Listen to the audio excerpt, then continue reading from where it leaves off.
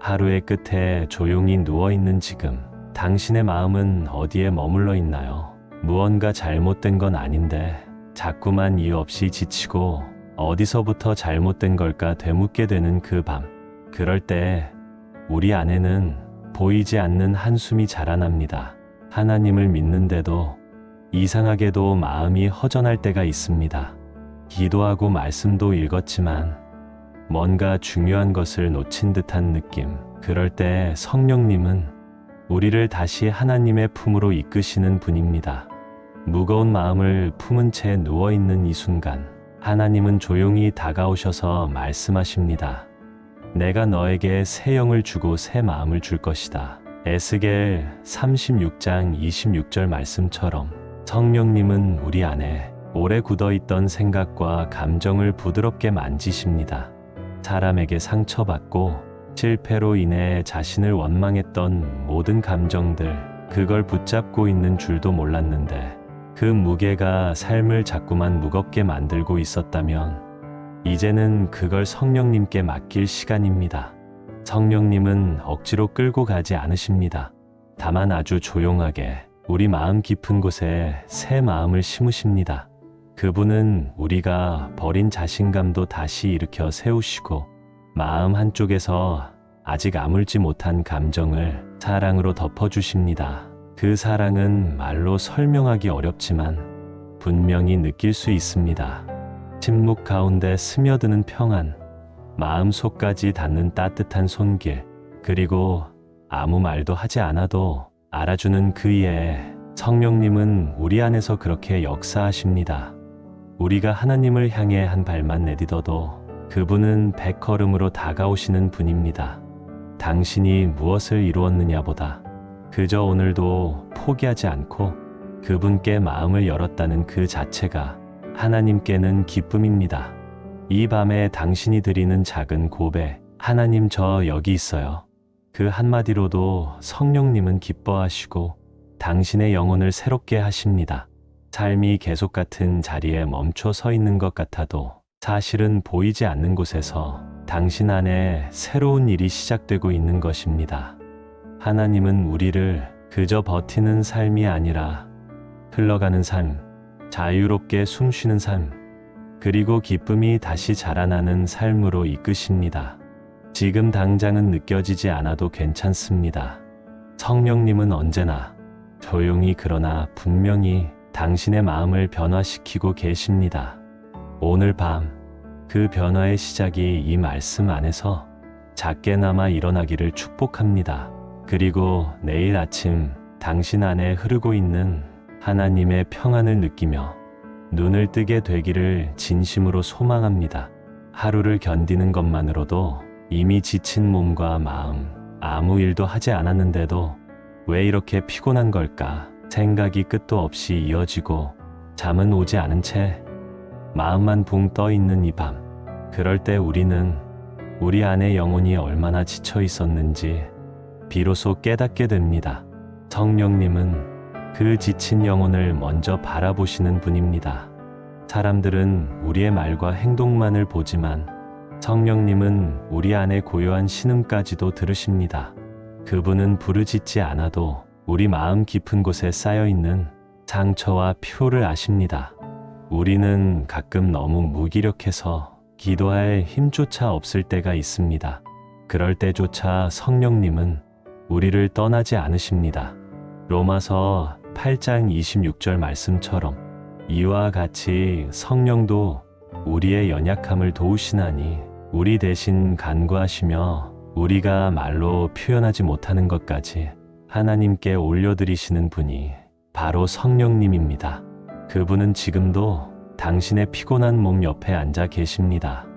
말없이 등을 토닥이며 괜찮다고, 너무 애쓰지 않아도 괜찮다고 위로해 주시는 분입니다.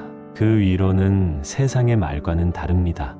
자신을 더 단단하게 만들라는 자기 개발의 언어도 아니고 상처를 감추고 살아가라는 체념의 말도 아닙니다. 성령님의 위로는 상처를 덮는 것이 아니라 그 상처를 품고 그 자리에 새로운 생명을 심는 것입니다. 그분은 우리의 실패 위에 하나님의 뜻을 다시 세우시고 넘어진 자리에 하나님의 계획을 다시 심으십니다. 때로는 너무 약해져서 눈물조차 흘릴 힘이 없을 때 그저 이 말씀을 들으며 그분 앞에 머물기만 해도 됩니다. 당신은 지금 회복의 가장 좋은 순간에 있습니다. 왜냐하면 가장 낮아진 그 자리에 가장 깊은 하나님의 손길이 임하기 때문입니다. 성령님은 강한 자를 돕는 분이 아니라 연약한 자 안에서 역사하시는 분입니다.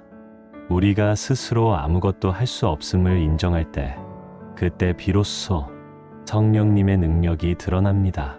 바로 그 지점에서 당신은 다시 살아나기 시작하는 것입니다. 지금도 기억하세요. 하나님은 당신을 통해 무언가를 얻기 위해 당신을 사랑하시는 것이 아닙니다. 당신이 무너진 그 모습 그대로 가치 있고 귀하며 하나님의 기쁨임을 잊지 마세요. 오늘 밤 당신의 피로와 고단함 속에 성령님은 쉼을 주시는 분으로 지금도 함께하고 계십니다. 이 말씀을 들으며 눈을 감을 때 당신 안에 무거운 짐이 조금씩 풀리고 말로 설명할 수 없는 평안이 조용히 스며들기를 바랍니다. 방향을 잃는다는 건 단순히 길을 모른다는 뜻이 아닙니다. 어디로 가야 할지, 왜 가야 하는지, 무엇을 위해 사는지를 잊어버리는 것입니다. 그럴 때 우리는 세상의 속도에 밀려 남들이 가는 길을 따라가며 점점 자신을 놓치게 됩니다. 하지만 성령님은 그 길 한복판에서도 우리를 다시 부르십니다. 혼란 속에서도 들리는 작은 음성처럼 우리의 마음을 조용히 되돌리십니다. 그분은 결코 큰 소리로 강요하지 않으십니다. 오히려 속삭이듯 말씀하십니다. 여기야. 이 길이 너의 길이야. 잠언 3장 5절과 6절 말씀을 기억해 보세요. 너는 마음을 다하여 여호와를 신뢰하고 내 명철을 의지하지 말라. 너는 범사의 그를 인정하라. 그리하면 내 길을 지도하시리라 말씀. 이 말씀은 우리가 잘 알지 못하는 상황 속에서도 하나님을 먼저 신뢰할 때 그분이 우리의 길을 인도하신다는 약속입니다. 삶이 어지러울수록 더욱 필요한 것은 계획보다 방향입니다. 많은 것을 해내는 것보다 한 걸음을 제대로 내딛는 것이 더 중요할 때가 있습니다. 그리고 그 발걸음을 바른 길로 인도하시는 분이 바로 성령님이십니다. 우리의 감정은 흔들려도 성령님은 항상 같으십니다. 우리가 넘어져도 그분은 멀리 가지 않으십니다. 우리를 다시 일으켜 다시 걷게 하시고 다시 바라보게 하십니다. 그분이 주시는 인도는 꼭 필요한 타이밍에 꼭 맞는 방식으로 우리 삶 가운데 임합니다. 지금도 당신이 무엇을 해야 할지, 어디로 가야 할지 혼란스럽다면 복잡한 계획보다 이 말씀 한 구절을 품어보세요. 너는 범사의 그를 인정하라. 그리하면 내 길을 지도하시리라 말씀.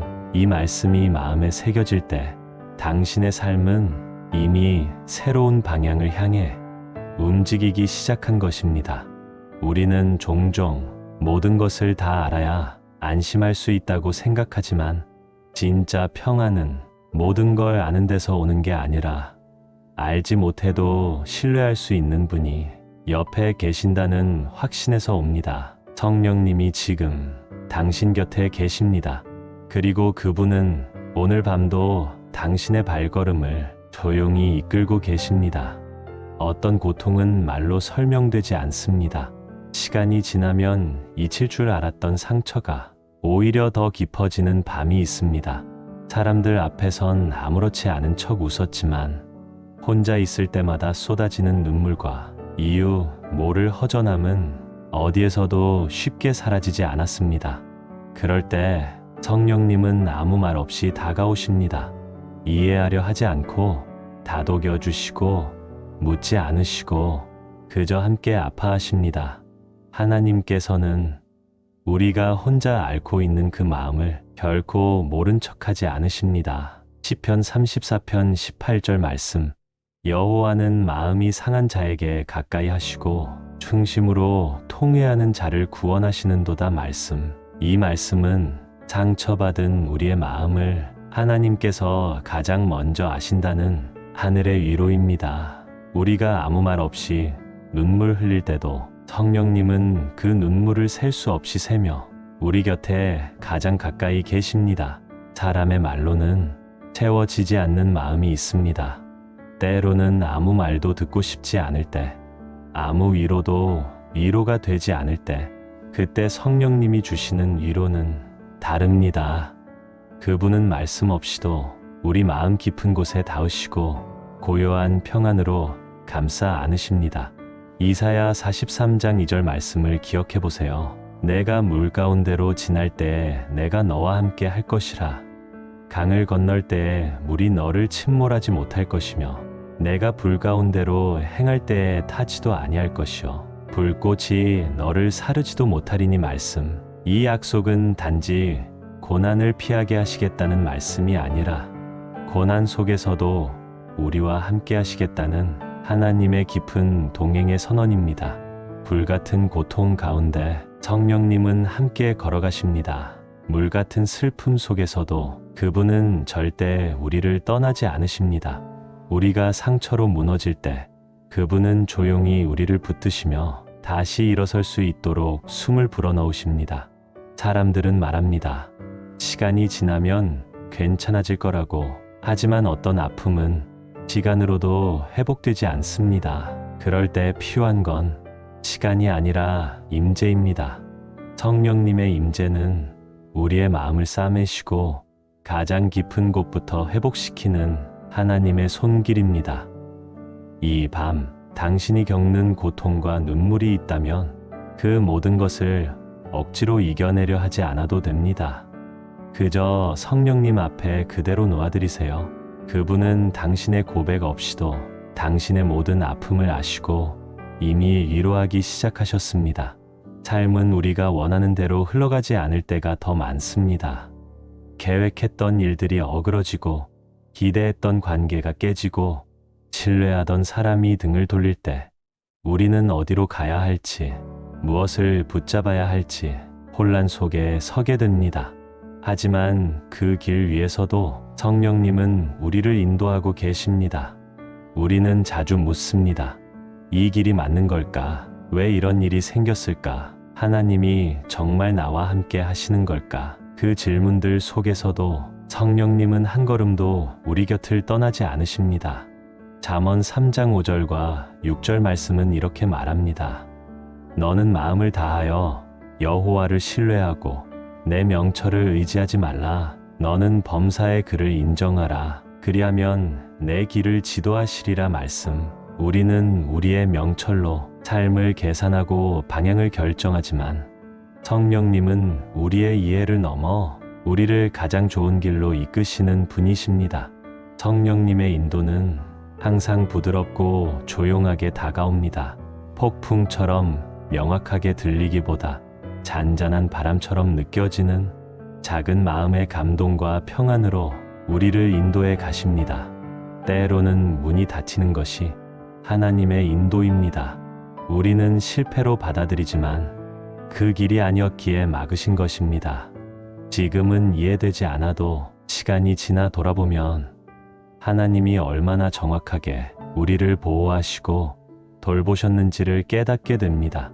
시편 23편 3절 말씀을 기억해 보세요. 내 영혼을 소생시키시고 자기 이름을 위하여 의의 길로 인도하시는도다 말씀. 하나님은 우리의 영혼을 소생시키시고 그저 좋은 길이 아닌 의로운 길, 하나님의 뜻이 담긴 길로 우리를 이끄십니다. 그분이 인도하시는 길은 평탄하지 않을 수도 있지만 결코 헛된 길은 아닙니다. 성령님이 동행하시는 길에는 어떤 외로움도 어떤 고통도 결국엔 회복과 영광으로 바뀌게 됩니다. 우리가 해야 할 일은 오직 하나, 그분을 신뢰하는 것입니다. 설명이 없어도 지금 당장은 이해되지 않아도 그분의 손이 나를 붙들고 있다는 것을 믿는 것입니다. 성령님의 인도하심은 때때로 우리가 예상한 것과 다르지만 그분의 목적은 늘 같습니다. 우리를 생명으로 이끄는 것, 우리를 거룩함으로 이끄는 것, 그리고 궁극적으로는 하나님과 더 가까워지게 하는 것입니다. 오늘 하루를 되돌아보며 혹시 예상하지 못했던 일들이 있었다면 그 안에서도 성령님의 손길이 있었음을 기억하시길 바랍니다. 어쩌면 그 우연처럼 보였던 순간이 당신을 위한 정확한 방향이었을지도 모릅니다. 불확실한 길 위에 있을 때 당신이 할 수 있는 가장 지혜로운 선택은 성령님 앞에 조용히 머무는 것입니다. 기도로 방향을 묻지 않아도 괜찮습니다. 그분은 이미 알고 계시고 당신을 부드럽게 이끌고 계십니다. 내일의 모든 걸 설명해 주시지 않아도 오늘 그분과 함께 걷는 것이 가장 안전한 길입니다. 성령님의 인도하심은 설명보다 더 큰 위로와 확신이 됩니다. 이제 우리는 그 손을 신뢰하며 다음 걸음을 옮길 수 있습니다. 그 길이 어둡고 멀게 느껴져도 당신은 혼자가 아닙니다. 그분이 앞서 걸으시며 당신의 길을 여시고 계십니다. 사람의 말은 때때로 위로가 되지 못합니다. 가장 가까운 사람의 조언도 진심이 느껴지지 않거나 마음 깊은 상처까지는 닿지 않을 때가 있습니다. 우리가 외롭다고 느끼는 순간 대부분은 사람들 속에 있음에도 마음이 텅 비어있기 때문입니다. 그럴 때 성령님은 조용히 찾아오십니다. 사람의 말보다 깊이 감정의 가장 아픈 지점에 손을 대시는 분, 바로 성령님이십니다. 고린도후서 1장 3절과 4절은 이렇게 말합니다. 우리 주 예수 그리스도의 하나님, 자비의 아버지, 모든 위로의 하나님께 찬송을 드립니다. 그는 우리의 모든 환난 중에서 우리를 위로하사 우리로 하여금 하나님께 받는 위로로 모든 환난 중에 있는 자들을 능히 위로하게 하시느니라 말씀. 이 말씀은 단순히 따뜻한 문장이 아니라 실제적인 하나님의 성품을 보여줍니다. 성령님은 모든 환난 가운데 우리를 위로하시는 분이십니다. 우리 마음은 상처를 입으면 방어적으로 변합니다.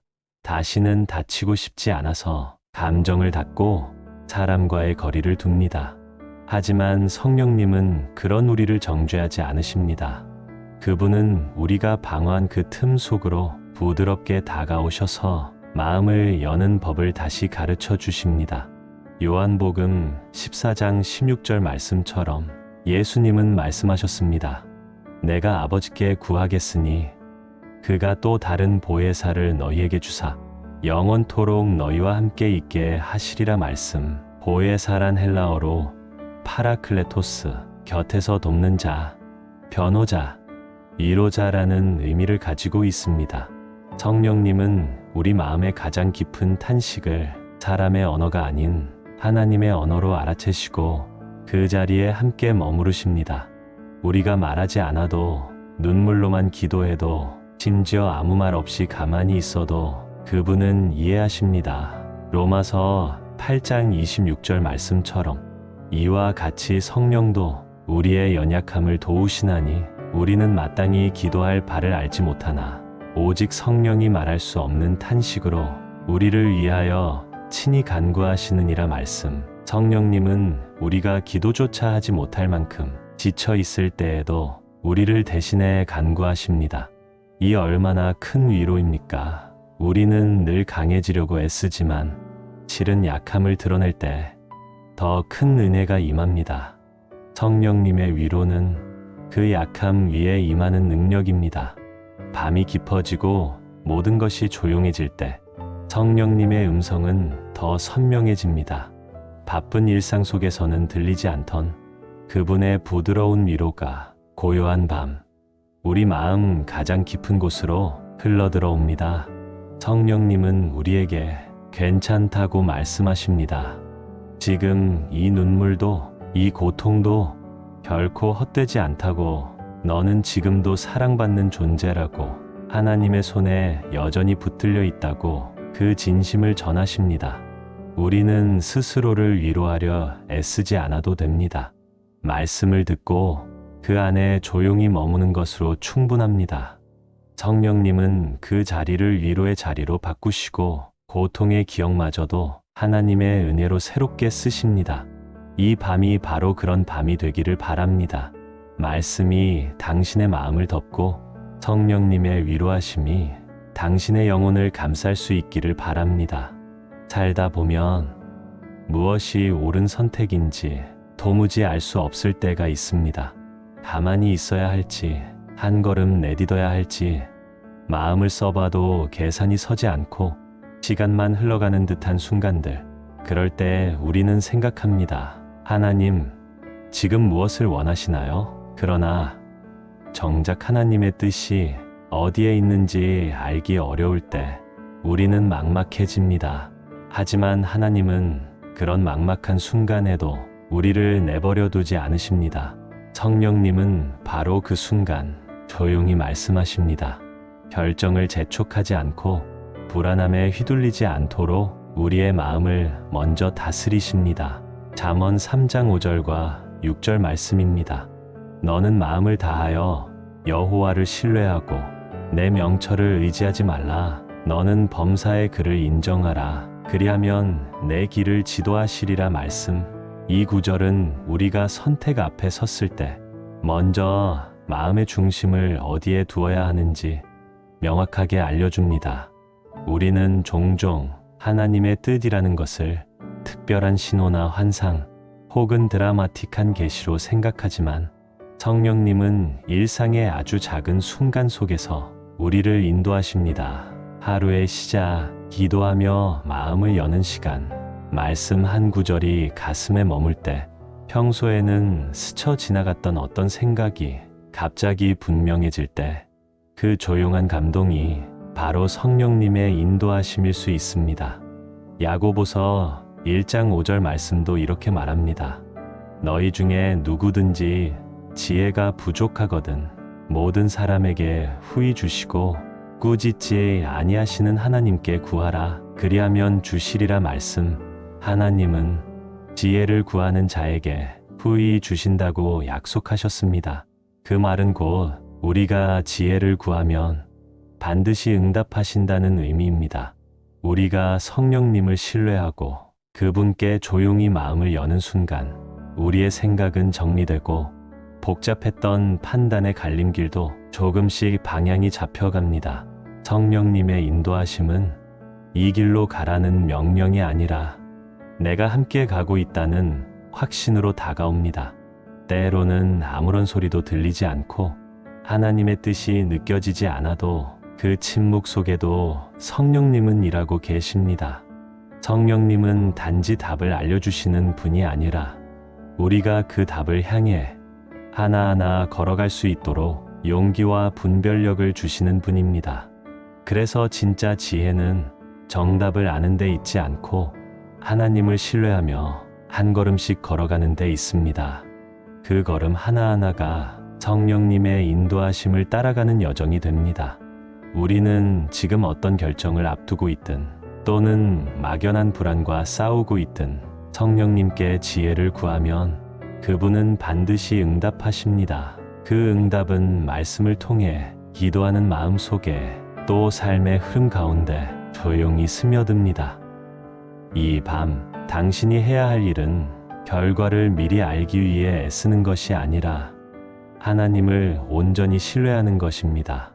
그러면 성령님은 반드시 지금의 고민 속에서도 가장 평안한 길로, 가장 선한 길로 당신을 이끄실 것입니다.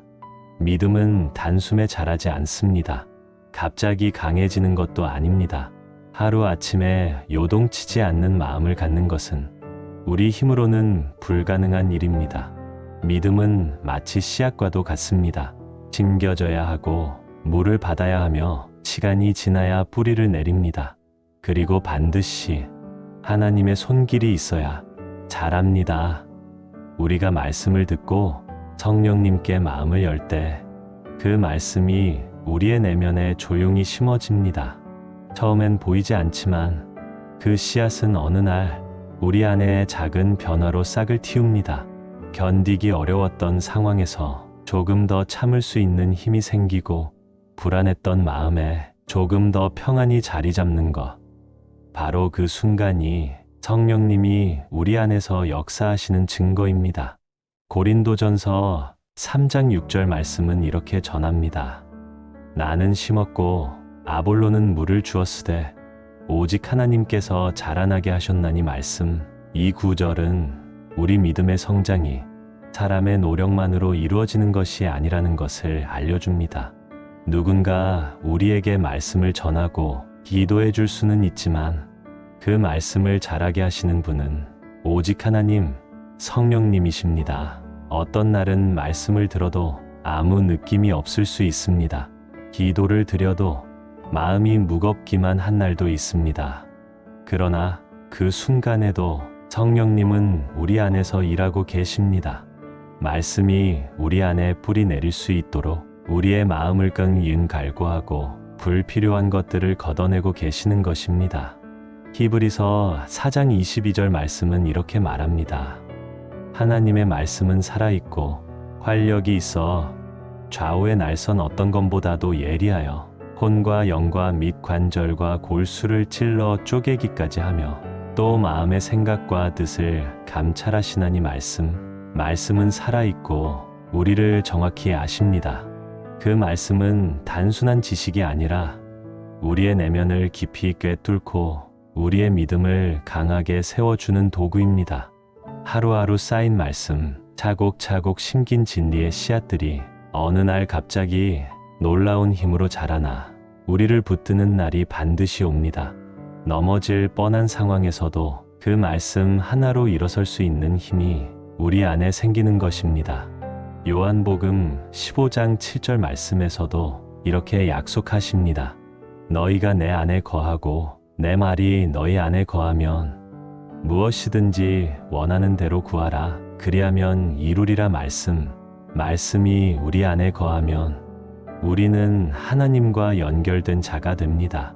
그분의 뜻을 이해하고 그분의 마음을 품게 되며 그로 인해 우리 삶이 기도와 응답의 길로 조용히 이어지게 됩니다. 이 밤 당신의 마음속 깊은 곳에 하나님의 말씀이 심기고 성령님의 손길로 조용히 자라나 마침내 열매를 맺게 되기를 바랍니다. 그 열매는 넘어지지 않는 믿음이며 흔들리지 않는 평안이며 어떤 상황에서도 하나님을 바라볼 수 있는 견고한 중심이 될 것입니다. 우리는 자유롭다고 말하지만 사실 많은 것에 묶여 살아갑니다. 눈에 보이지 않는 불안, 과거의 기여, 남들의 시선, 스스로 세운 기준에 스스로를 가두며 진짜 자유가 무엇인지조차 잊고 지낼 때가 많습니다. 때로는 누군가를 미워하는 마음이 나를 오히려 더 붙들고 있고 잊고 싶은 기억 하나가 밤이 되면 다시 찾아와 마음을 짓누릅니다. 그럴 때 우리는 깨닫습니다.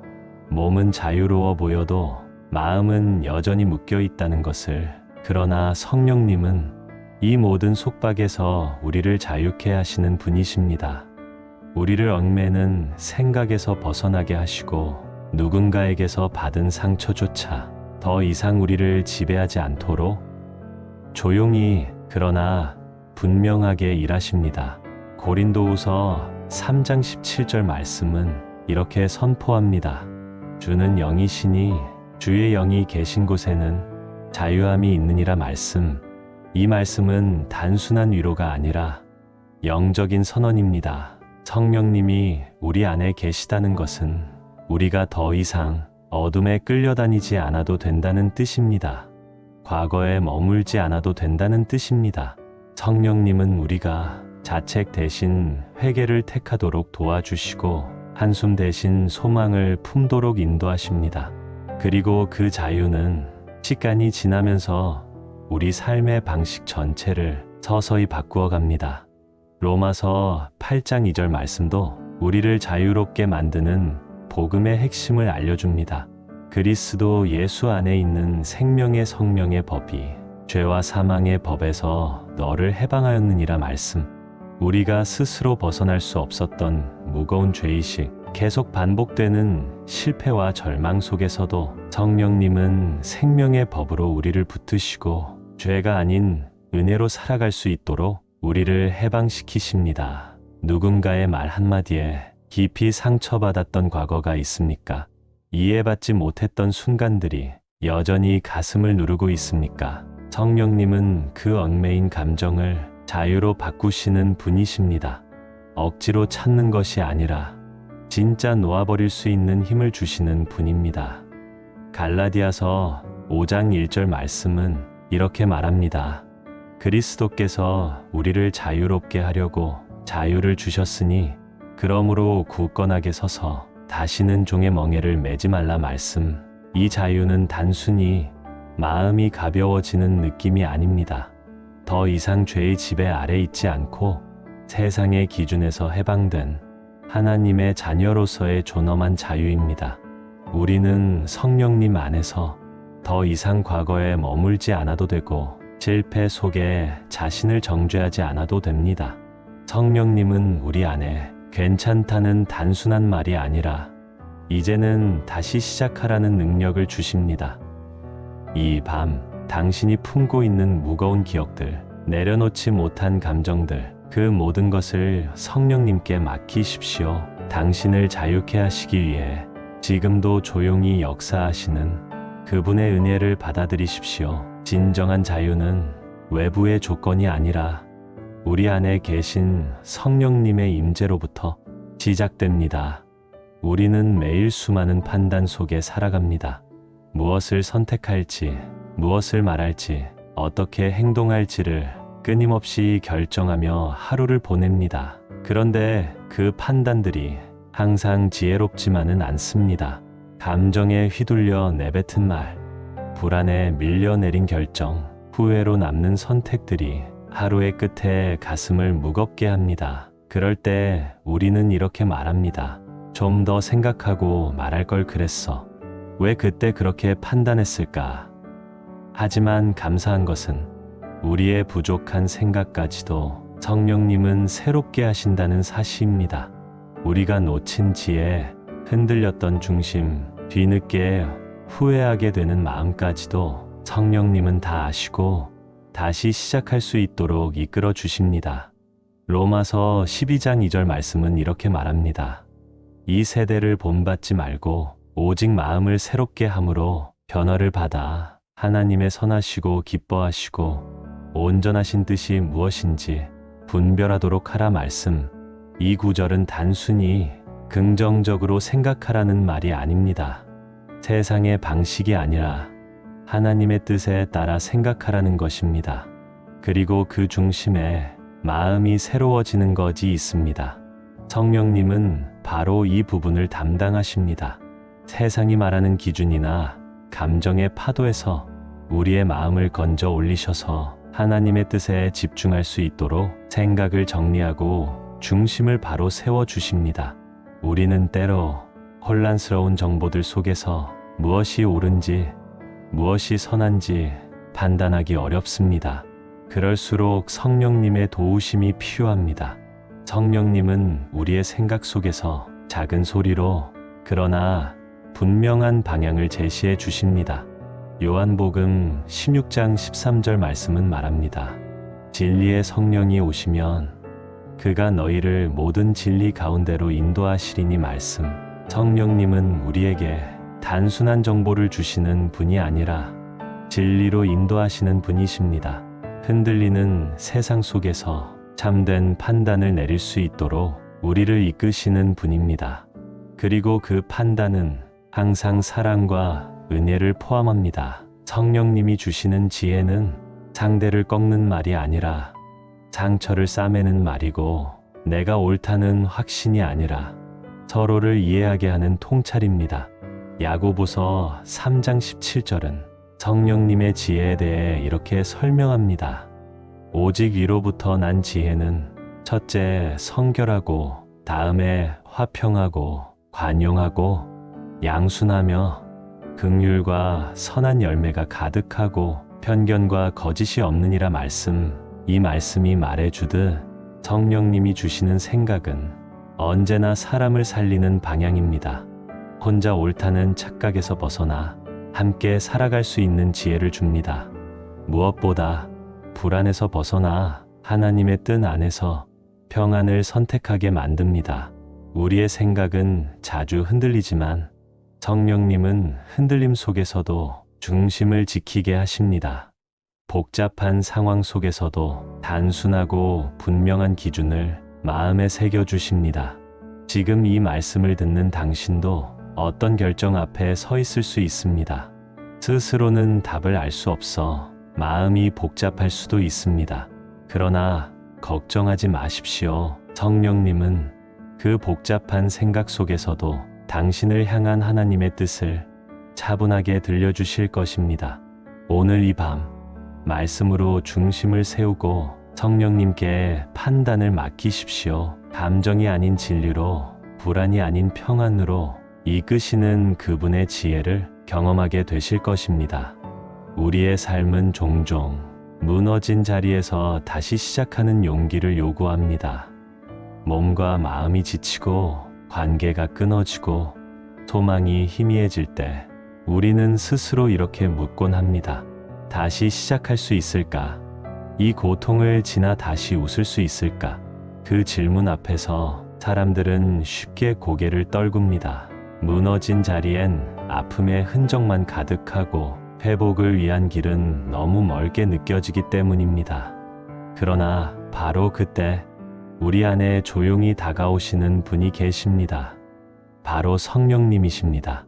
성령님은 회복의 영입니다. 상처받은 영혼 위에 보이지 않는 손길로 숨결처럼 다가와 무너진 마음을 감싸 안으십니다. 우리가 아무 말 없이 그저 울기만 할 때도 우리를 위해 탄식하며 기도하시는 분이 성령님이십니다. 로마서 8장 26절은 이렇게 말합니다. 이와 같이 성령도 우리의 연약함을 도우시나니 우리는 마땅히 빌 바를 알지 못하나 오직 성령이 말할 수 없는 탄식으로 우리를 위하여 친히 간구하시느니라 말씀. 이 말씀은 성령님이 단순한 조력자가 아닌 우리 대신 아파하시고 우리 대신 기도하시는 분이라는 것을 알려줍니다. 우리는 모를 수 있습니다. 어떤 말로 기도해야 할지, 어떤 마음으로 버텨야 할지 도무지 알 수 없을 때도 있습니다. 하지만 성령님은 그 모든 연약함을 아시고 하나님께 우리의 마음을 그 누구보다 정확하게 전달하십니다. 그 기도를 통해 우리 안에 깨어진 조각들이 다시 하나씩 이어지고 소망의 숨결이 우리 안에 다시 불어옵니다. 회복이란 크게 외치는 것이 아니라 조용한 숨결처럼 다가오는 것입니다. 성령님은 그 숨결로 우리의 영혼에 말을 겁니다. 괜찮아. 내가 알고 있어. 다시 시작할 수 있어. 넌 혼자가 아니야. 에스겔 37장 6절에서 하나님은 마른 뼈들을 향해 말씀하십니다. 내가 너희 속에 생기를 두어 너희가 살아나게 하고 너희 위에 힘줄을 두고 살을 입히고 가죽으로 덮고 너희 속에 생기를 두리니 너희가 살아나리라 말씀. 이 말씀은 그저 상징적인 표현이 아닙니다. 실제로 우리의 삶이 회복될 수 있다는 약속입니다.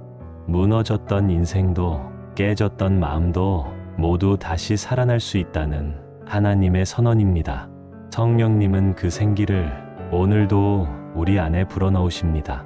절망으로 가라앉은 마음에 작은 숨결을 천천히 그러나 확실히 불어넣으십니다. 그 숨결은 슬픔 속에서도 일어날 수 있게 하고 상처 속에서도 미소 지을 수 있게 하고 무너진 마음을 다시 걸을 수 있게 만들어줍니다. 우리가 깊은 밤 말씀을 들으며 눈을 감을 때 성령님은 그 시간조차 회복의 시간으로 바꾸십니다.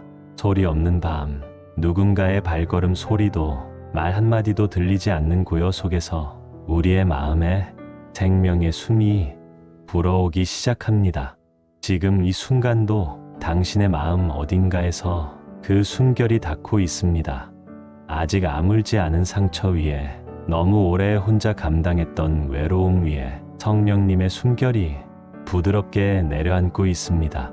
그리고 그 속삭임은 말합니다. 나는 너를 고치러 왔다. 나는 너를 다시 살리러 왔다. 나는 너를 다시 사랑하러 왔다. 회복은 우리의 의지가 아니라 하나님의 숨결에서 시작됩니다.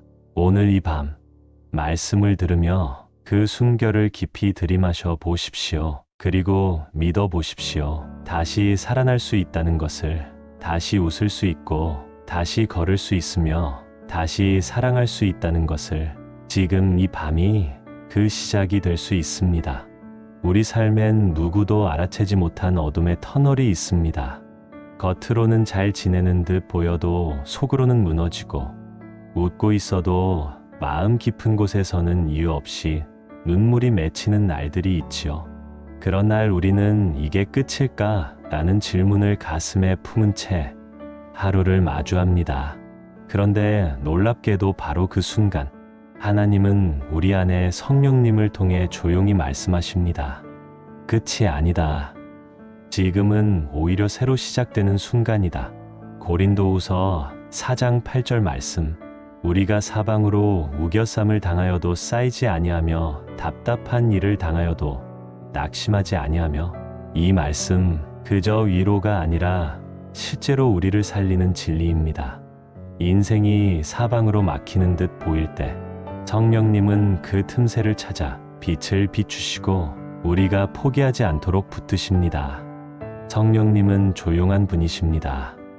하지만 침묵 속에서도 우리의 마음에 계속해서 이야기하시죠. 아직 끝난 게 아니다. 지금 이 자리에 내가 함께 있다. 세상이 주는 소음은 크고 요란하지만 성령님은 부드럽고 고요하게 그러나 명확하게 우리를 일으켜 세우십니다. 그 음성을 들은 이들은 상황이 바뀌기 전에도 마음이 달라집니다. 절망 가운데 있음에도 이것 또한 지나가리라는 확신이 자라나기 시작하죠. 그건 단순한 희망이 아니라 성령님이 주시는 하늘의 확신입니다. 이사야서 43장 19절 말씀. 보라, 내가 새 일을 행하리니 이제 나타낼 것이라. 너희가 그것을 알지 못하겠느냐? 반드시 내가 광야의 길을 사막의 강을 내리니 말씀. 성령님의 일하심은 언제나 예상을 뛰어넘습니다. 광야의 길이 날 수 있을까? 사막의 강이 흐를 수 있을까? 인간의 눈으로는 불가능해 보여도 하나님의 성령은 그 모든 한계를 뛰어넘는 능력이십니다. 지금 당신이 마주하고 있는 막막한 현실도 하나님의 손 안에서는 새롭게 쓰여질 수 있습니다. 성령님은 우리 안에 다시 믿음이라는 씨앗을 심으시고 그 씨앗이 자라날 수 있도록 매일같이 마음을 돌보십니다. 우리는 종종 스스로 무너졌다고 느끼지만 성령님은 그 무너진 자리에서부터 새로운 기초를 놓기 시작하십니다. 그분은 과거를 덮기 위해 오시는 것이 아니라 과거의 무너짐을 딛고 완전히 새로운 삶의 문을 열기 위해 다가오십니다. 시편 39편 7절 말씀. 주여, 이제 내가 무엇을 바라리요? 나의 소망은 주께 있나이다 말씀. 이 고백은 단지 절박함이 아니라 성령 안에서 피어난 믿음의 언어입니다. 진짜 소망은 상황에서 오지 않습니다. 진짜 소망은 하나님이 지금도 우리와 함께 하신다는 확신에서 옵니다. 눈에 보이는 증거가 사라진 그 자리에서 우리는 비로소 성령의 위로와 인도를 가장 선명하게 경험하게 됩니다. 성령님은 우리가 넘어질 때 단지 붙잡아 주시는 분이 아니라 넘어진 그 자리에서 다시 일어설 수 있도록 안내하시고 가르치시고 이끄시는 분입니다. 이제 오늘 이 밤 혹시라도 마음 한편에 말 못할 무거움이 있다면 그 안에 성령님이 이미 일하고 계심을 믿어보세요. 지금 들려오는 이 말씀 한 구절이 당신의 무너진 심령 위에 떨어지는 소망의 씨앗이 될 것입니다. 삶이 무너지는 순간에도 하나님의 손길은 멈추지 않습니다. 우리는 종종 생각합니다. 이제는 끝이다. 더 이상 희망이 없다. 하지만 성령님은 그 절망의 끝에서 여기가 바로 새 출발점이라 말씀하십니다. 하박국 3장 17절에서 18절 말씀. 비록 무화과 나무가 무성하지 못하며 포도나무에 열매가 없으며 감람나무에 소출이 없으며 밭에 먹을 것이 없으며 우리의 양이 없으며 외양간에 소가 없을지라도 나는 여호와로 말미암아 즐거워하며 나의 구원의 하나님으로 말미암아 기뻐하리로다 말씀. 하박국은 모든 것이 무너진 상황에서도 여호와를 기뻐하겠다고 고백합니다. 이 믿음은 스스로 만든 것이 아닙니다. 성령님이 그의 마음 안에서 일하시며 눈앞의 현실보다 더 큰 하나님을 보게 하신 것입니다. 이 고백은 바로 오늘 우리에게도 가능하다는 증거입니다. 사방이 막혀 보일 때 성령님은 우리 안에 하나님을 향한 기쁨을 되살려 주십니다. 그 기쁨은 환경을 무시하는 태연함이 아니라 모든 상황 속에서도 하나님께 시선을 고정하는 의지의 기쁨입니다. 요한복음 14장 16절에서 17절 말씀. 내가 아버지께 구하겠으니 그가 또 다른 보혜사를 너희에게 주사 영원토록 너희와 함께 있게 하리니 그는 진리의 영이라 말씀. 예수님은 우리가 이 세상을 혼자 걸어가지 않도록 성령님을 보내주셨습니다. 성령님은 단지 위로하시는 분을 넘어서 진리를 알게 하시고 우리가 마땅히 걸어가야 할 길을 조명하시는 분입니다.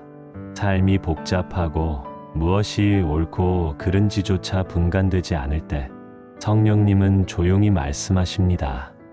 이 길이 내가 가야 할 길이다.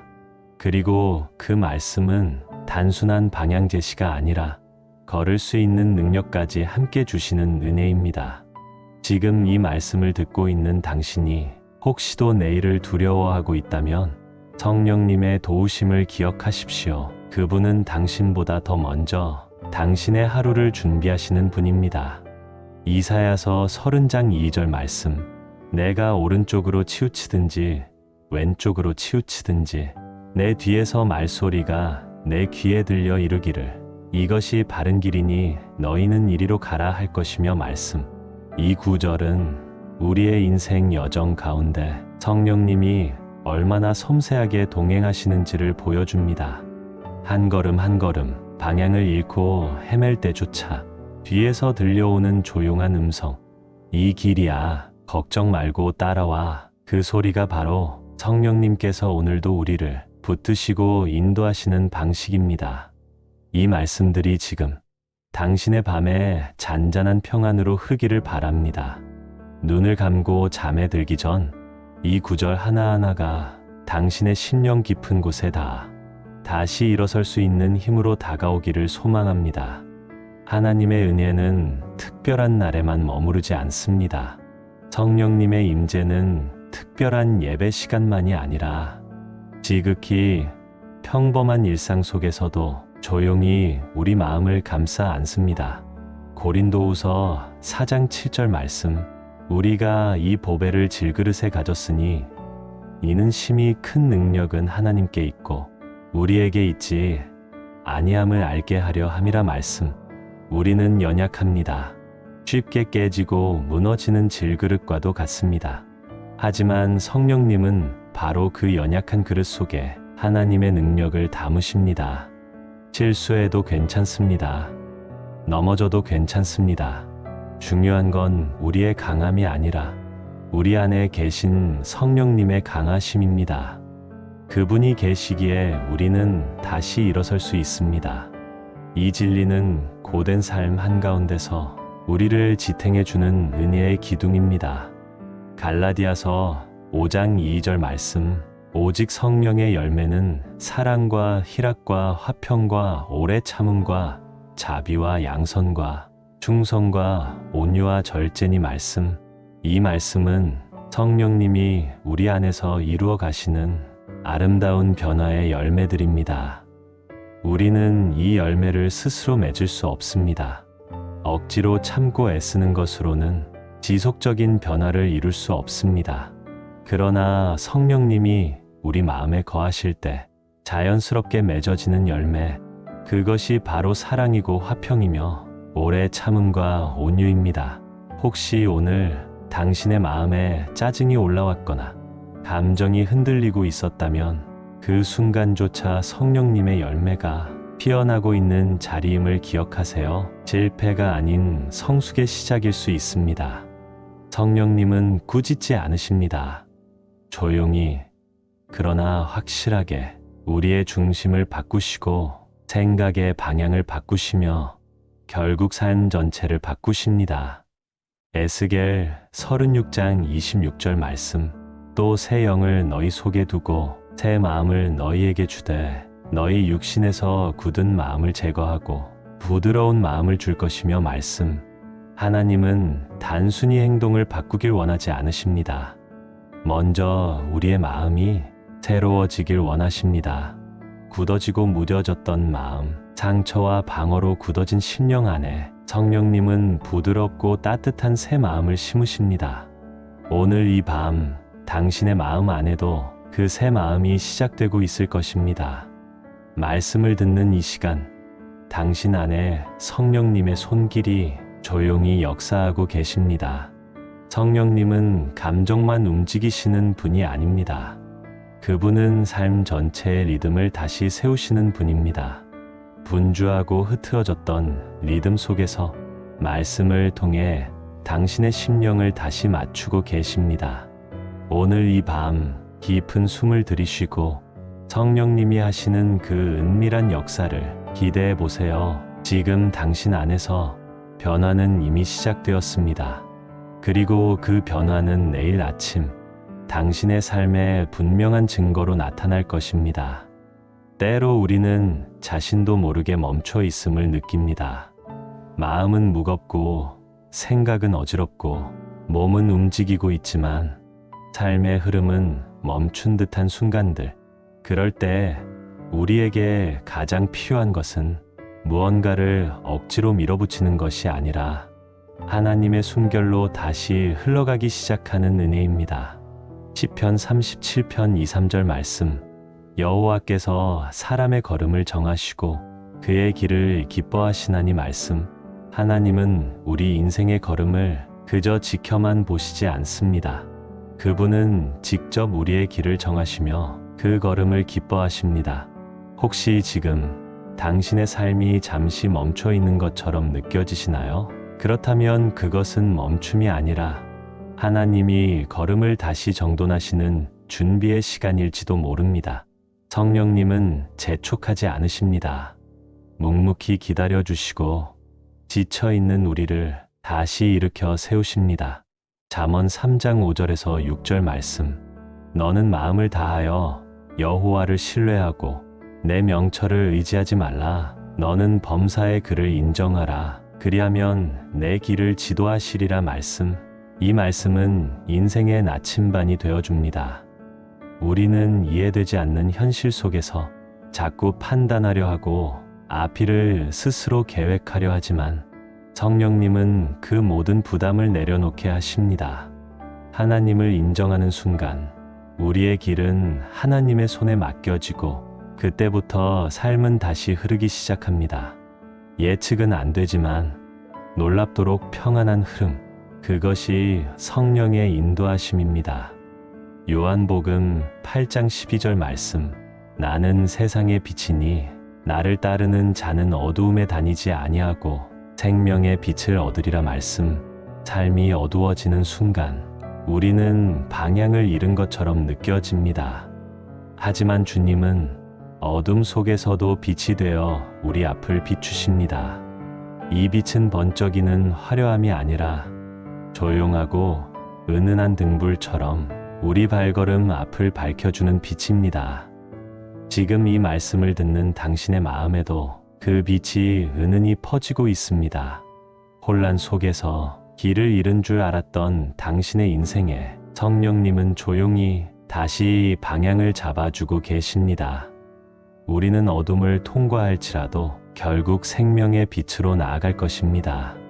성령님이 함께 하시는 삶은 결코 멈춰 있지 않습니다. 보이지 않아도, 느껴지지 않아도 그분은 우리 삶을 계속 흐르게 하십니다. 오늘 이 밤, 당신의 삶도 다시 움직이기 시작하고 있습니다.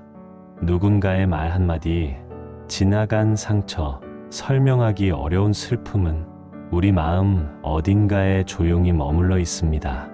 사람들은 시간이 지나면 괜찮아질 거라고 말하지만 사실 마음은 시간이 지나도 그대로인 경우가 많습니다. 밤이 되면 그 기억이 더 또렷해지고 조용한 시간 속에서 감정은 다시 살아납니다. 그러나 성령님은 그 누구보다 먼저 그 상처를 아시는 분입니다.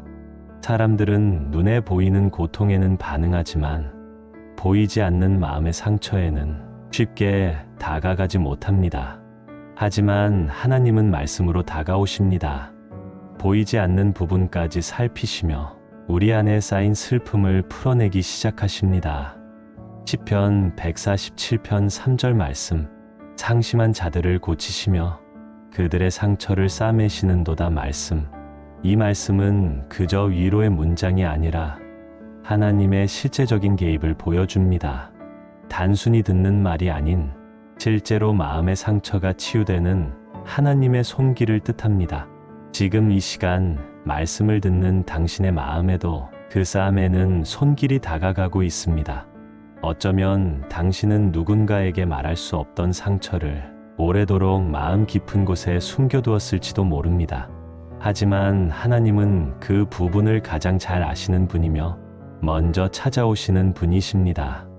마태복음 5장 4절 말씀, 애통하는 자는 복이 있나니 그들이 위로를 받을 것이며 말씀. 이 말씀은 눈물 흘리는 자가 복되다고 말합니다.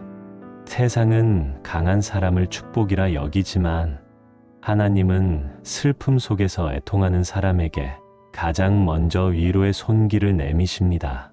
애통은 약함이 아니라 하나님을 향한 마음의 열림입니다. 그 문이 열리는 순간 하나님은 반드시 들어오십니다. 그분은 멀리 계시지 않습니다. 지금 이 말씀을 듣고 있는 이 순간 이미 당신 안에 임하고 계십니다. 요한복음 14장 16절 말씀, 내가 아버지께 구하겠으니 그가 또 다른 보혜사를 너희에게 주사 영원토록 너희와 함께 있게 하리니 말씀. 보혜사, 즉 성령님은 우리가 혼자 외로울 때 함께 계시는 분입니다. 단지 옆에 계시는 것이 아니라 우리 마음 깊은 곳에 함께 하시며 우리를 변호하고 위로하고 붙들어 주시는 분입니다. 성령님은 고요한 밤 속에 조용히 말씀하십니다. 나는 내 마음을 알고 있다. 지금 내가 겪고 있는 아픔도 그 누구보다 먼저 느끼고 있다. 그러니 이제 그 마음을 나에게 맡기거라. 이 음성은 사람의 말과 다릅니다. 어떤 소리보다도 깊이 마음을 울리고 혼란을 평안으로 바꾸며 상처를 회복으로 이끕니다. 우리는 종종 스스로를 지키기 위해 마음을 닫고 살아갑니다. 하지만 하나님 앞에서는 그 닫힌 마음조차 열려집니다. 지금 이 시간 말씀을 듣는 이 순간이 바로 그 열림의 시간입니다. 성령님은 상한 심령을 가장 먼저 찾아오시고 조용한 숨결로 감싸시며 새롭게 하십니다.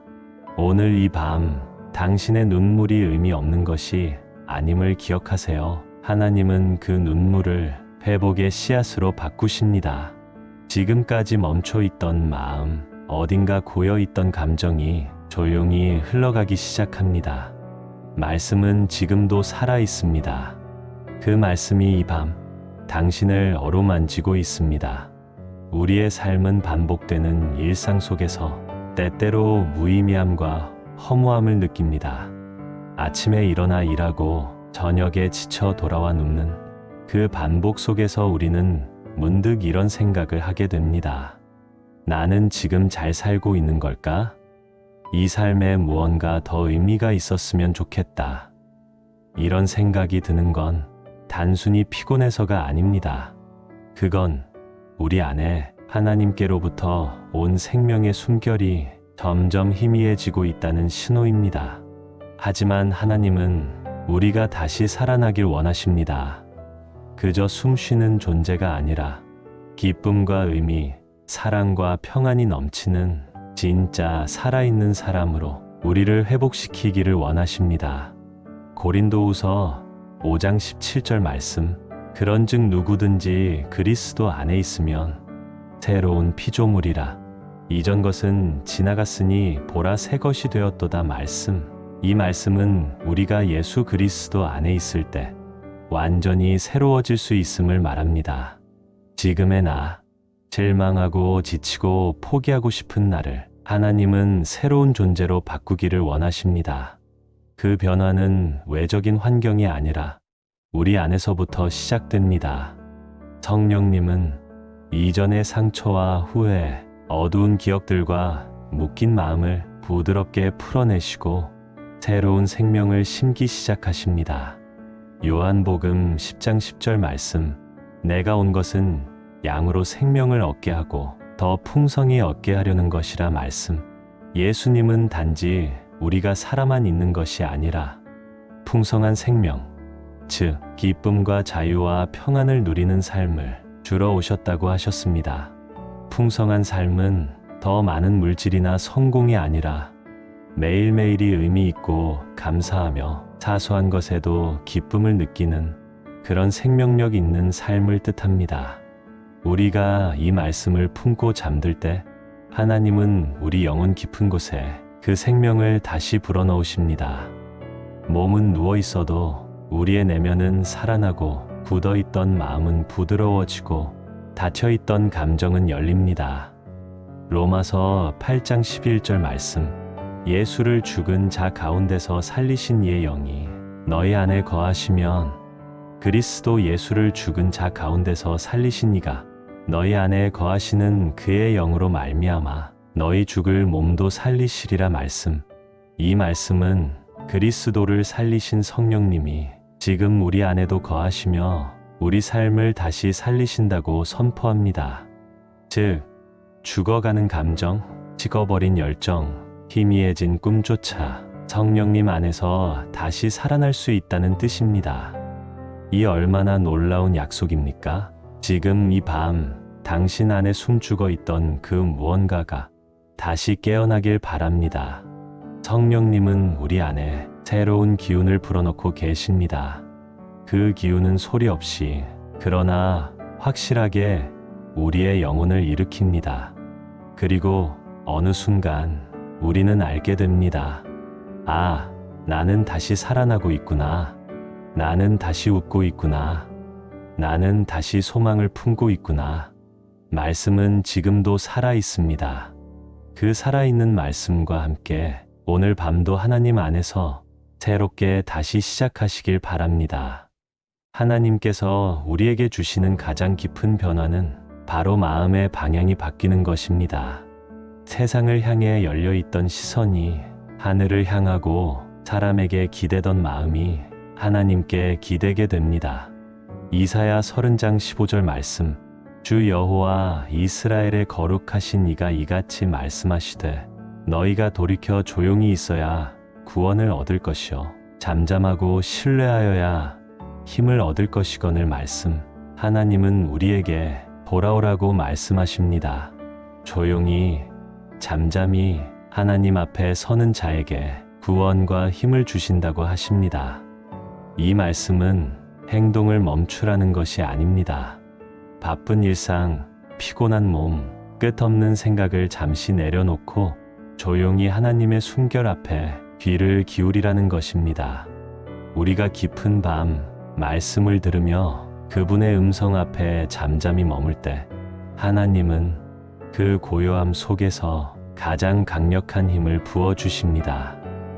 사람은 시끄럽고 복잡한 상황 속에서 힘을 얻는 것 같지만 진짜 힘은 고요 속에서 주어지는 하나님의 임재로부터 옵니다.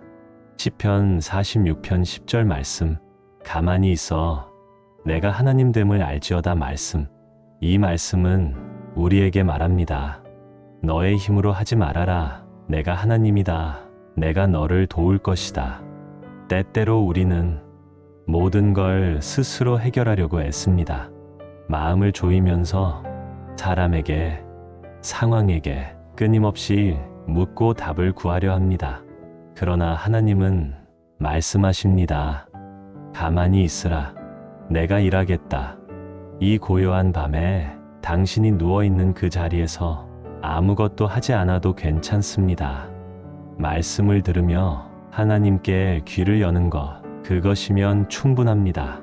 그 순간 하나님은 당신 안에서 조용히 그러나 확실하게 일하고 계십니다. 요한복음 5장 17절 말씀, 내 아버지께서 이제까지 일하시니 나도 일한다 말씀. 하나님은 우리가 지쳐 쉴 때도 눈물을 머금고 있을 때도 우리를 위해 일하시는 분이십니다. 그분은 보이지 않는 곳에서 당신을 위하여 길을 열고 계시고 당신이 걸어갈 내일을 준비하고 계십니다. 믿음은 그 보이지 않는 손길을 신뢰하는 것입니다. 지금 당신의 마음이 이 말씀들로 인해 조금이라도 편안해졌다면 그건 하나님이 이미 당신 안에서 일하고 계시다는 증거입니다. 하나님의 말씀은 듣는 그 순간부터 우리의 심령 깊은 곳을 흔들고 단단하게 세우며 넘어지려는 마음을 다시 붙들어 세워줍니다. 이제는 당신이 그 믿음 안에서 조용히 깊게 숨을 쉬어도 됩니다. 이 밤 하나님의 숨결이 당신의 마음을 감싸 안고 당신의 영혼을 새롭게 하기를 간절히 바랍니다. 예레미야 33장 3절 말씀, 너는 내게 부르짖으라. 내가 내게 응답하겠고 내가 알지 못하는 크고 은밀한 일을 내게 보이리라 말씀. 이 구절은 하나님께서 우리를 향해 얼마나 적극적으로 다가오시는지를 보여줍니다. 우리가 잠든 밤에도 하나님은 말씀하십니다. 내게 부르짖으라. 그러면 내가 응답하겠다. 단순히 듣기만 하는 것이 아니라 당신이 그 마음 깊은 곳에서 속삭이는 그 작은 소리조차 하나님은 들으시고 응답하십니다. 믿음은 반드시 큰 행동을 요구하지 않습니다. 가장 작은 믿음의 고백, 마음으로 하나님을 찾는 그 순간 하늘은 열린다는 사실을 이 말씀은 분명히 약속하고 있습니다. 하나님은 단지 위로만 하시는 분이 아닙니다. 크고 은밀한 일을 보이시는 분입니다. 우리 눈에 보이지 않는 그 너머의 세계, 우리의 짧은 이해로는 도달하지 못할 하나님의 계획을 조금씩 보여주시고 그 속으로 인도하십니다. 당신이 지금 막다른 길에 서 있는 것처럼 느껴질 수도 있습니다. 기도에도 변화가 없는 것처럼 느껴질 수도 있습니다. 하지만 이 말씀은 그 모든 감정과 현실 너머에 하나님의 역사가 준비되어 있음을 선포합니다. 내게 부르짖으라. 응답하겠다. 내가 알지 못하는 크고 은밀한 일, 곧 너를 위한 놀라운 일들을 보여주겠다. 우리는 오늘 밤 그 약속을 붙들고 잠들 수 있습니다. 하나님은 당신을 잊지 않으셨고 당신의 미래도 이미 그분의 손 안에 있습니다. 말씀은 밤을 지나 아침으로 향하는 등불입니다. 이 말씀을 들으며 잠드는 오늘 밤, 당신은 이미 하나님의 뜻 안으로 천천히 걸어 들어가고 있는 중입니다. 잠언 3장 5절에서 6절 말씀, 너는 마음을 다하여 여호와를 신뢰하고 내 명철을 의지하지 말라. 너는 범사의 그를 인정하라. 그리하면 내 길을 지도하시리라 말씀. 이 구절은 우리 인생 여정 속에서 가장 흔들릴 때 무엇을 붙들어야 하는지를 분명하게 알려줍니다. 살아가다 보면 우리는 자꾸만 우리의 이해, 우리의 판단, 우리의 계획을 더 믿고 싶어집니다. 그것이 더 분명해 보이고 더 빠르게 길을 찾을 수 있을 것 같기 때문입니다. 하지만 이 말씀은 우리의 명철을 의지하지 말라고 말합니다. 신뢰는 보이지 않아도 그분의 손길을 믿는 것입니다. 우리의 눈에는 지금 길이 끊긴 것처럼 보여도 하나님은 이미 우리가 갈 길을 준비해 놓고 계십니다. 범사의 그를 인정하라. 이 말은 단지 기도할 때만 하나님을 기억하라는 것이 아닙니다. 삶의 모든 순간, 숨 쉬는 일상, 작은 결정들 속에서도 하나님이 계심을 인정하라는 것입니다. 그럴 때 그분이 우리의 길을 지도하신다고 약속하십니다. 길을 안다는 건 미래를 예측한다는 뜻이 아닙니다. 길을 지도한다는 것은 우리가 어디로 가야 할지, 지금 어디쯤 있는지 그 분명한 좌표를 하나님이 잡아주신다는 의미입니다. 지금 이 밤 당신이 마음을 다해 하나님을 신뢰한다면 그분은 내일 당신의 발걸음을 조용히 인도해 가실 것입니다. 혼자 결정하고 혼자 짊어지던 짐을 이제는 하나님께 내려놓으세요. 이 말씀처럼 범사의 그분을 인정하세요. 그 순간부터 삶은 더 이상 혼자의 길이 아닙니다.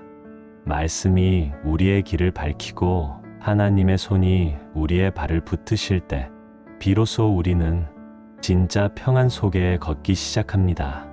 이 밤 잠들기 전에 잠시 눈을 감고 하나님이 인도하신 삶의 조각들을 떠올려 보세요. 그리고 내일의 여정을 그분께 맡겨보세요. 하나님은 반드시 가장 선한 길로 당신을 이끌어 가실 것입니다. 우리는 종종 마음속에 말라버린 들판을 품고 살아갑니다. 누군가의 말 한마디에 상처받은 기억, 소리 없이 고여있던 외로움, 이루지 못한 꿈들로 인해 생긴 허탈함이 마음밭을 점점 메마르게 만듭니다. 겉으론 괜찮아 보이지만 속은 이미 갈라지고 금이 가 어떤 위로도 스며들지 못할 때, 그때 성령님은 조용히 우리 마음의 땅을 기경하기 시작하십니다.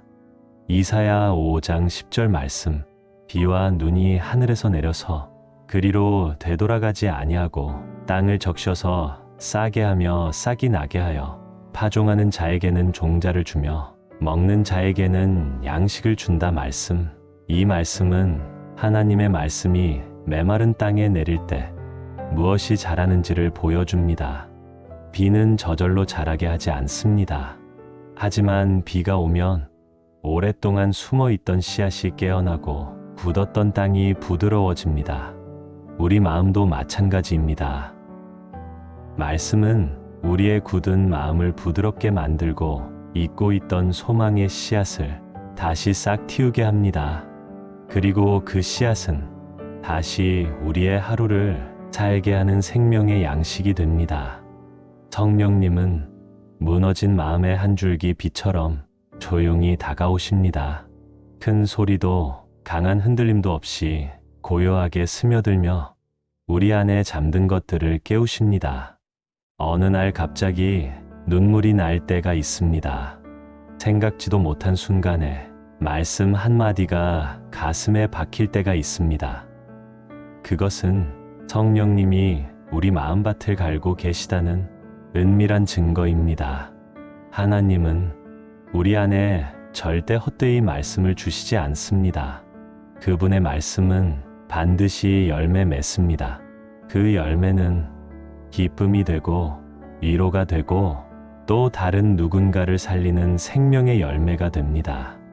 지금 이 순간 혹시 당신이 메마른 마음으로 이 자리에 누워 있다면 하나님의 말씀이 그 땅에 다시 스며들기를 기도합니다. 그리고 성령님이 당신 안에 고요한 들판에 새 생명을 심고 계심을 믿으시길 바랍니다. 이 밤이 마음속 들판에 비 내리는 시간 되기를 축복합니다. 하루가 끝날 때면 우리는 비로소 스스로에게 조용히 질문을 던집니다. 오늘 나는 잘 살아냈는가? 누군가는 분주한 하루를 떠올리며 안도할 수도 있고 또 다른 누군가는 후회와 아쉬움 속에서 고요히 침묵할지도 모릅니다. 그러나 사랑하는 여러분, 우리의 하루가 어떠했든 그 위에 하나님의 은혜는 언제나 조용히 덮여 있었습니다. 눈에 보이지 않았을 뿐 그분은 끊임없이 우리를 지켜보고 계셨고 또 붙들고 계셨습니다. 지금까지 흘러온 이 시간은 우리가 잘해서 온 시간이 아닙니다. 견디고 버틴 것도 의지가 아니라 은혜였습니다. 로마서 8장 38절과 39절 말씀. 내가 확신하노니 사망이나 생명이나 천사들이나 권세자들이나 현재의 일이나 장래의 일이나 능력이나 높음이나 깊음이나 다른 어떤 피조물이라도 우리를 우리 주 그리스도 예수 안에 있는 하나님의 사랑에서 끊을 수 없느니라 말씀.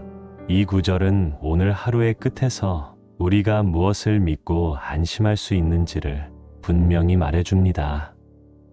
무엇도, 그 무엇도 우리를 하나님의 사랑에서 떼어 놓을 수 없습니다. 오늘 당신이 실수했더라도 무너졌더라도 하나님의 사랑은 당신에게 여전히 흐르고 있습니다. 그 사랑은 꾸짖지 않습니다. 그 사랑은 밀어내지 않습니다. 오히려 더 가까이 다가와 지친 영혼을 품어 안으십니다. 우리는 그 품 안에서 비로소 안식을 누릴 수 있습니다. 지금 당신의 마음이 불안하다면 하나님의 사랑을 기억하십시오. 그 사랑은 기록되지 않은 하루까지도 전부 품고 계시는 완전한 사랑입니다. 이 밤 어떤 생각이 마음을 괴롭히더라도 그 무엇도 하나님의 사랑보다 크지 않습니다. 당신이 들은 이 말씀들이 단순한 문장이 아니라 하나님의 마음으로 다가오기를 바랍니다. 그리고 이제는 모든 생각을 내려놓고 마음을 조용히 감싸 안은 채 눈을 감으십시오. 오늘 당신은 충분히 잘 살아냈습니다. 당신은 하나님의 사랑 안에 있습니다. 이제 그분 안에서 진짜 쉼을 누릴 시간입니다. 이 영상이 마음에 드셨다면 아멘으로 댓글을 남겨주시고 구독과 좋아요도 함께 해주세요. 당신의 한마디가 다른 누군가에게도 큰 위로가 됩니다. 감사합니다. 평안한 밤 되시길 축복합니다.